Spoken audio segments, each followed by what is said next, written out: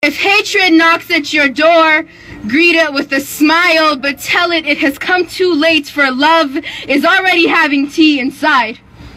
If hatred knocks at your door, greet it with a smile, but tell it it has come too late, cause love is already having tea inside.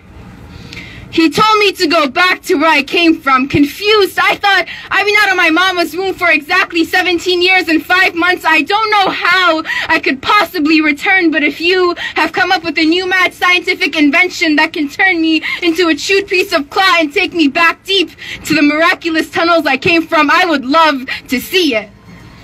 He told me this is Canada and people who look or dress like me should have no business here. He felt the need to remind me of the country I'm in, as if the white color on the flag represents the color of the skin of the people who should belong here. Or maybe he thought I was bad at geography and failed all my classes. He's probably still getting over the fact that I speak fluent English. She looked at me in disgust with my choice of attire, asking me why I would ever choose to enslave myself by covering and building barriers when freedom is supposedly this country's main goal and desire. So this one is to the men and women who find the need to rudely question my independently made life choices. To the women on the bus who'd rather die than sit next to what the media calls a potential terrorist. This is for the kids at school whose visions have been tainted with ignorance by puppets who have more control over them than their parents. This is for those who are discriminated against and abused on a daily basis by people who claim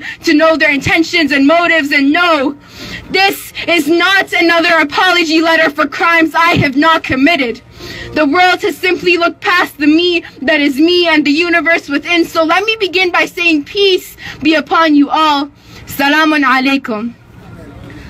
My name is Nasim Askari. My first name means breeze and my last name means warrior. It pains me to have to translate my Iranian Arabic name into an imperial colonial tongue for all of you to understand it, for it loses its poetic merit and translation is so weak it can't even be compared to its shadow. My name is in the poems of Hafez, Sadi, Sohrab, and Rumi, and as exotic as my name and its history may be to some, the media and several governments have labeled people who look or dress like me as terrorists. So as a Muslim, Iranian, Canadian teenage girl, I have decided to unapologetically raise my voice and my pen, the most powerful weapons I own, and show the whole world otherwise. Yes, I'm that Muslim girl who's breaking stereotypes on a daily basis. I refuse to accept that we're all the same. I don't want to fit into your system of robots and puppets. And it pains me as a 17-year-old to even have to think and question about whether I'd ever want to give birth to an innocent child who has to carry all the evil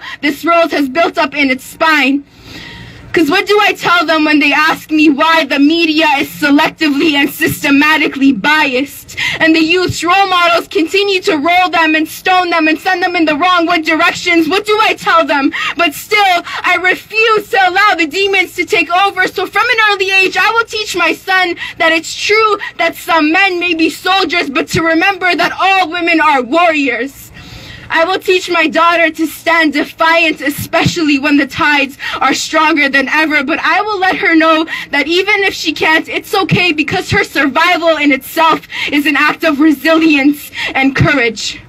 I will teach them that words are more than just words. I want them to radiate warmth in this world that has turned so freezing cold. So I will tell them both that when hatred knocks at your door, greet it with a smile, but tell it it has come too late, for love is already having tea inside. If hatred knocks at your door, greet it with a smile, but look it dead in the eyes and tell it that it has come too late, because love is already having tea inside. Thank you.